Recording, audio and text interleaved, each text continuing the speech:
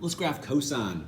And before we graph cosine, let's talk about the amplitude, the period, and the vertical shift. Vertical shift is 0. We're going to start rather easy. Amplitude is 1, positive 1 in front of that.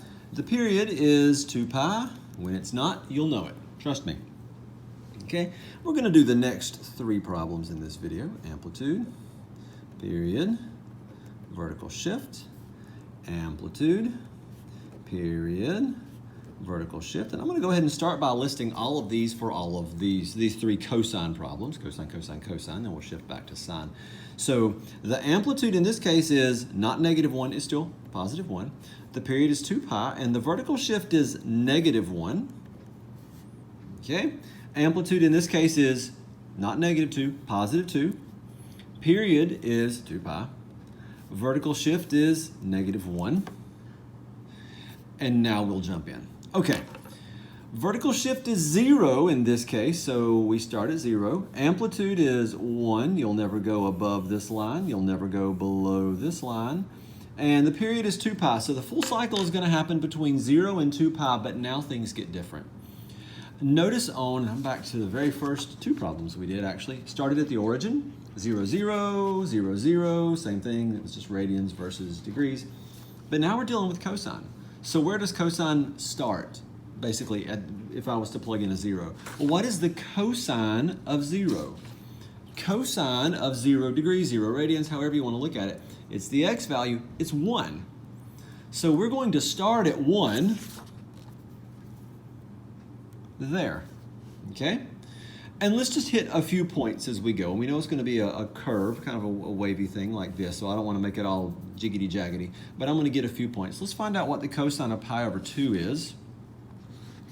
Cosine of pi over 2 is the x value. It's 0. Okay, can do that. Cosine of pi is -1. Cosine of 3 pi over 2 is 0. And then cosine of 2 pi is back to 1. That is one whole cycle. And you might be tempted to make a V out of it. It's not. It's a curve. It goes like that. That is one full cycle of a cosine graph. Cosine starts at the top. Now, I halfway lied to you. The next 2 will not. But it does, in this case, in the most standard case, start at the top.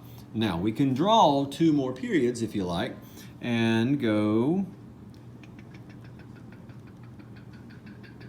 back to there, and then it does keep going down. And we can do the same thing here. There we go. Alrighty, let's graph the next one. The vertical shift in this case is going to be -1, so this is your midline. The amplitude is 1, so we'll never go 1 above that midline. That doesn't mean I'm going to go up to 1. It means I go 1 above this, and I go 1 below this. Period, still 2 pi. And I'm tempted to start at the top for this one, but I want you to keep in mind that this is a negative. So it's going to flip it over. So what would start at the top now starts at the bottom. And I'm going to start at the bottom of this one, which would be here. Okay? So it would start at the top, but it starts at the bottom because of that negative. So instead of it starting at the top and going down and back up, it's going to start at the bottom and go up and back down. And when it goes all the way back down to where it started, we're at the end of the period, which is 2 pi. There we go. This, my friends, and there's a point there and there's a point there. Should be a little curvier, sorry. That is the least curvy thing I have ever drawn as a cosine graph. There we go. But that's one period. And let's draw another period. Maybe I can make this one look a little bit better.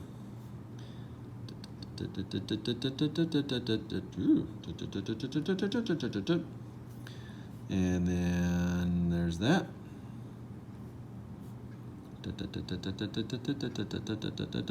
There we go. Let's draw the next one. This one has a vertical shift of -1. Dotted line there. Amplitude is 2, so 2 up from there. 2 down from there. The period is 2 pi. All right, do we start at the top or at the bottom of this? Well, okay, do we start at the top or at the bottom? Notice it's a -2. We start at the bottom. The amplitude is 2, but we're going to start at the bottom. 2 pi later, we're back where we started. Halfway through, we're on the opposite end. And then halfway through those intervals, which would be at pi over 2 and at 3 pi over 2, you're at the midline. Okay?